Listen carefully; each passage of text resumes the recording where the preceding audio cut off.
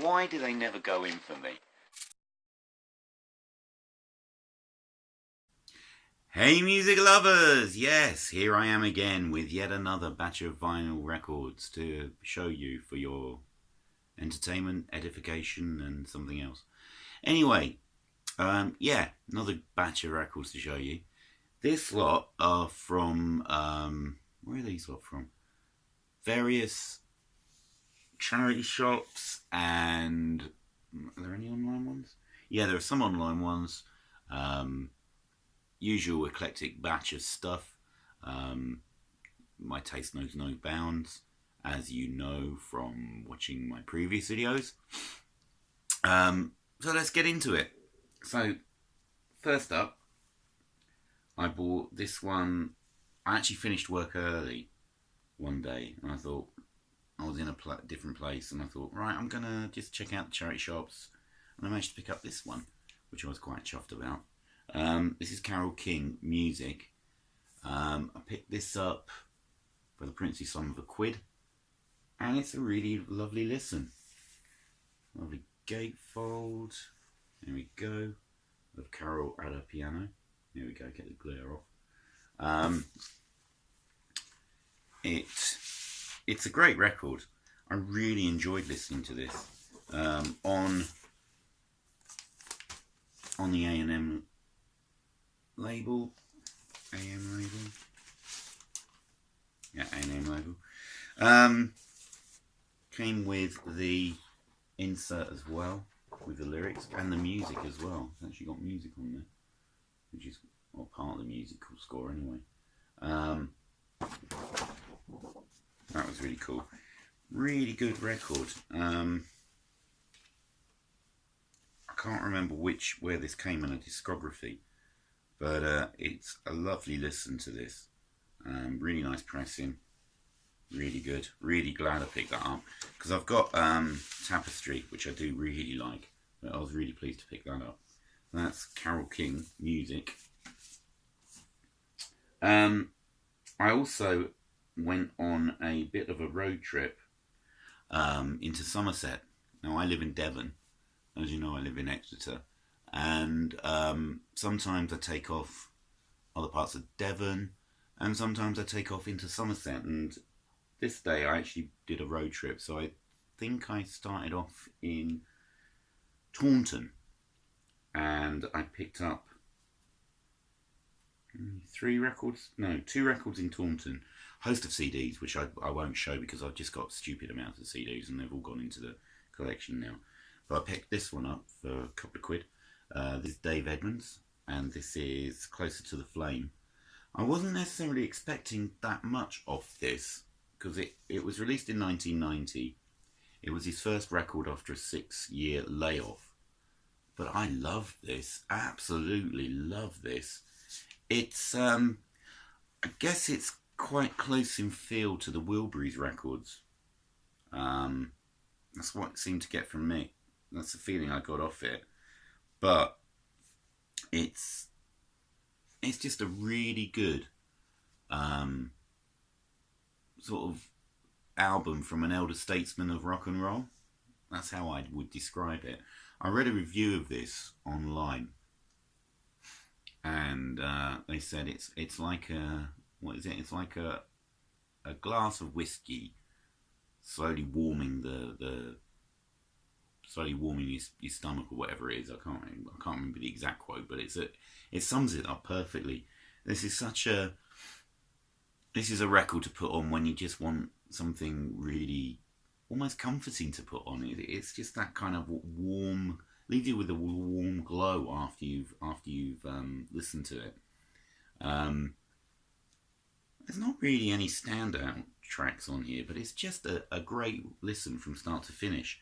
Some of the people who played on here, Jim Keltner, I think. Hang on. Jim Keltner, who was the drummer for the Wilburys, he's on it. You've got horns all over the place, which really adds to it just so much. Who else is on here?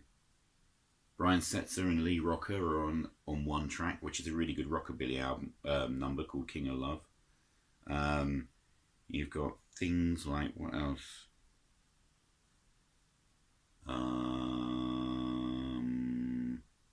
Falling Through a Hole, title track Close to the Flame. Stockholm, good track. Just, I loved it, absolutely loved it. What's the label? Oh, it's just a capital label. There we go, there's the label. This is a bit of a pain to put back because it's a poly sleeve within a normal paper sleeve. Now you're going to have to bear with me, I am going to have to put this one back. It's a right pain to get back in this one. There we go, got it in. Okay. Right, same shop. And I think James Griffiths has shown this.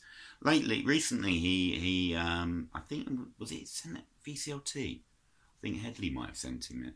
He got the M'Histoire de Voix Bulgaire album, which was released on 4AD.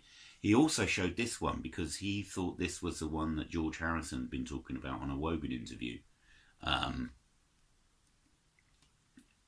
It's not quite as mysterious as the 4AD album. This is real straight ahead Bulgarian folk, I think, but it's a great listen. Released on Hannibal. There we go. I think this is an original pressing.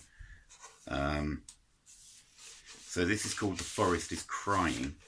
Lament for Indie Voivode. I don't know pronunciation. My pronunciation is probably all over the shop.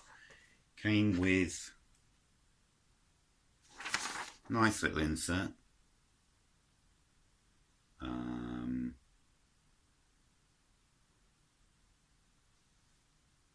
About a tour that they were doing, which would have been brilliant to go and see, with some information on the various people involved. Listening to this album, you can hear where Go-Go Bordello got some of their sound from. It's that definite Eastern European folk sound that they've incorporated into their music. So this was a great listen. Then I travelled on to, where was it? Wellington, which is a town just on the border of Devon-Somerset border, and I picked an Oxfam shop there. I picked up 3 records. Picked up another Graham Parker, which is a good lesson. Squeezing Out Sparks, released in 1979. Got to do some repairs on the sleeve. On the UFO Vertigo label. There we go. And this was a good listen. Not my favourite out of the bunch. It's kind of got, for me, it got overshadowed a bit by the Dave Edmunds album. I love that album. I can't rate it highly enough.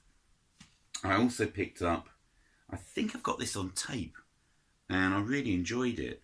Martin Stevenson and the Dainties, Boat to Bolivia. This is quite an eclectic record, actually. It's got sort of jazzy feel to it. There's indie, there's rock, country and western on here. Released on Kitchenware in it's late 80s, definitely. Earlier than I thought, 86. There's a label anyway, Kitchenware. Yeah, there we go. Really good listen.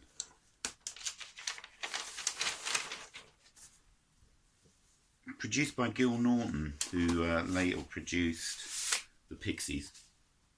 And that's a good listen. And I also, much to the chagrin of Headley, I did pick up a copy of this. I love this album. This is such a brilliant album. King of America. Sleeve is a bit battered, but the record's in great shape. So many good songs on here. Comes with the original inner on FB. There we go. There's the label.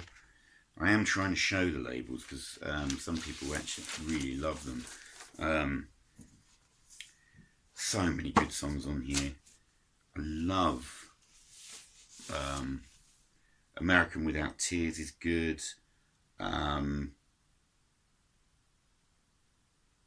Sleep of the Just, Indoor Fireworks, Brilliant Mistake, Lovable. It's a great album from start to finish.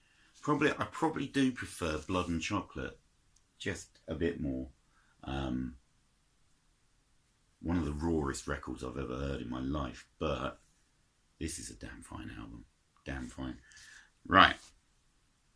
So that's all I got on that trip. I've got a whole load of CDs and stuff as well. I'm not sure if I got these on the same day or whether I got these on a separate trip around Exeter. I got these in various places. So this next one, I was absolutely gobsmacked by how good it is. And you wouldn't have thought it. I picked it up just because of one track. And then the rest of it absolutely blew me away. And this album is Tony Basil, Word of Mouth. Now, this is the original UK pressing, which has 9 tracks on it. The American pressing, I think, has got 11 tracks. It's got 1 track remit, or it's got slightly different track listing. Picture of her on the back. What was really good about this album is if you just listen to Mickey, it's kind of like you think it might be a novel, almost a novelty. It's come down as a novelty song.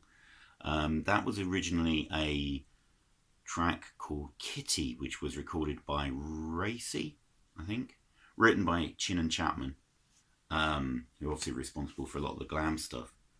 But she's taken it apart and redone it as Mickey, and it is excellent. Excellent single, but it's not a one-hit wonder album because on the first side it's kind of like really early rocky pop. It could almost be slightly ahead of its time, actually.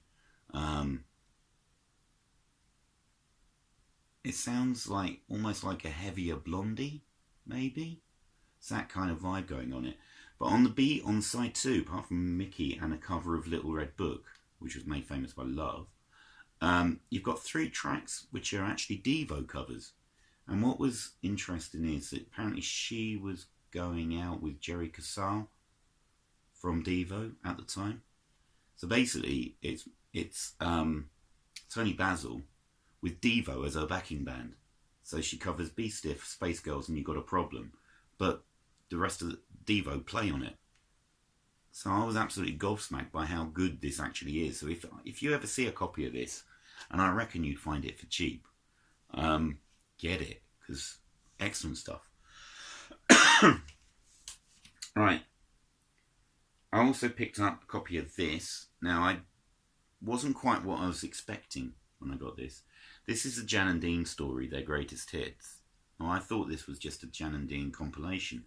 But what it actually is in 1977, Dean Torrance went back into the studio with some players. I don't know who was on the sessions. No idea who was on the sessions. To re-record some of the tracks. And it's actually, they're good versions. I mean, they're not the originals, but they're actually pretty good versions. So although this wasn't what I thought it was, it turns out to be a surprisingly good listen. I'm not sure. I think this... Where is it? Yeah, it's Canadian pressing. So I don't know how it made it over here. Maybe somebody imported it. On Ruby Records. Or else... There we go. Ruby Records. I thought it was really good. Really enjoyed it. Right, where are we? Oh yeah. Right. I'm racing through these because I've got a lot to cover in this one. I've got a big batch of records. Right. I think a few videos ago, I showed the Carpenter's 6973. Ended up with a copy that was kind of okay. But I saw this for £1 and I thought, right, I'm having this. So this is a later compilation, Yesterday Once More. double album. Now I got this one because it's got my favourite. I love this song, "Calling Occupants of Interplanetary Craft," which is just a bonkers. Is it a Klaatu cover? I think it might be. I can't remember. Is it Klaatu? I'm sure somebody loaded pictures of the pair of them. But the records are in much better condition than the copy of 6973 that I got. So, really happy to pick this up. Just for Calling Occupants, really. But it's nice to have a really clean copy of their stuff. Also picked this up without the poster, unfortunately. Best of Dolly Parton, Volume 2. Dolly looking splendid on the back. So this has got things like, it's actually got Jolene on it. Love is like a butterfly, coat of many colours. I've got Volume 1, so it's quite nice to pick up a copy of Volume 2 for cheap. On the orange RCA. There we go. I didn't show the Carpenters. Oh, well, doesn't matter. Right, just a few more. In that same batch of Exeter records, I got a copy of Red by the Communards. It's okay. I need to listen to it again, really. Most famous track is a cover of Never Can Say Goodbye. It's okay. I need to listen to it more. Came out in 87. Came with the inner sleeve, which is quite nice. Now Vicar. A Reverend, what's his name? On the London label. There we go. Bog standard London label. I'm not blown away by this one. Overshadowed by a lot of the other records, to be honest. Bit of pop fluff from the 80s I picked up as well. 12-inch by 5 Star. I love 5 Star. I still don't know why I love 5 Star. I really don't know why, but I do. And this is a 12-inch of System Addict. Great stuff. It's got a couple of mixes of System Addict, a really good Eminem remix, and then a couple of other songs, Pure Energy and Winning, which is an extended version. Top-notch stuff. Can't go wrong with a bit of 5 Star. I find that I did pick this up as well. Now this is a soundtrack to a film called Lemon Popsicle, which apparently was an Israeli film, set in the late 50s, sort of coming of age thing. I vaguely remember this being advertised and being out probably about the same time as, or maybe just after Grease.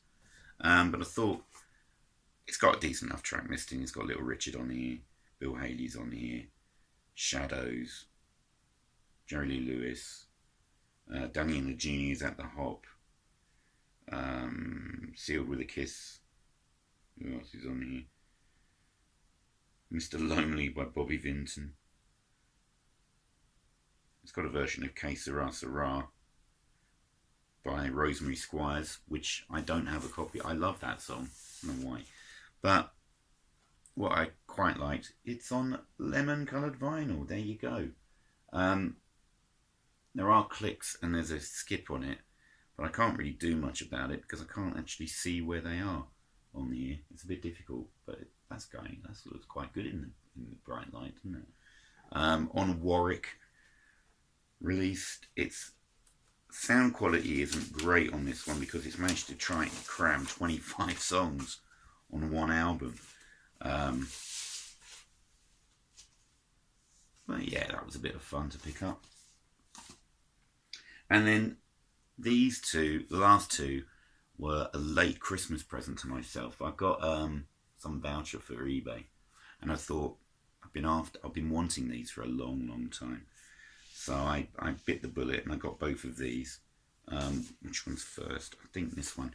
So they're two albums by the Dum Dum Girls, who I showed their first album a little while ago.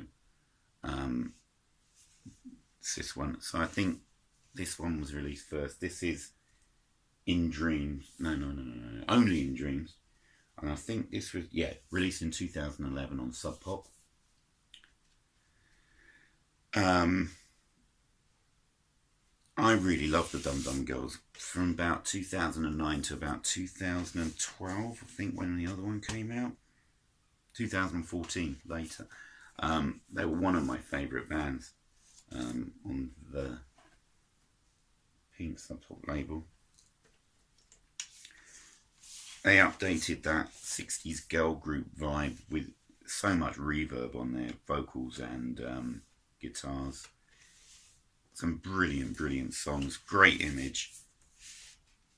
Coming Down was a song that really got me hooked on this one. Bedroom Eyes, Just a Creep. Hold Your Hand, Teardrops on My Pillow. Just great stuff. And also picked up their third and final album, this one, which is Too True. And this had Lost Boys and Girls Club on it, which is a stupendous song. Also Rimbo Eyes, Cult of Love, Under These Hands, Little Minx. Great albums. Really great albums. Both of them. So there's Kristen on the inner sleeve with the lyrics. And I think this is... Oh, it's got a custom. So there's a label. Too True on Sub Pop. I love Sub Pop. I really should get more of their stuff that's released on there. But terrific albums. Terrific albums. Right, there we go. Dum Dum Girls to round off another splendidly eclectic bunch of records.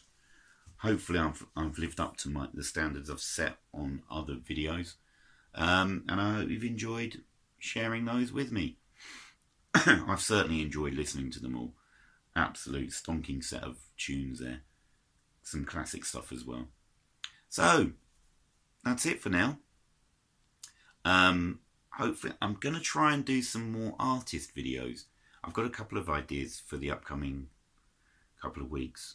But as ever, I might even do them by the autumn. Who knows? We'll have to wait and see. I'm not promising anything. I never do, because I always break my schedule. So there we go. Right. So thanks very much for watching. I hope you've enjoyed it, and I'll see you all again soon. Cheers, VC. Bye.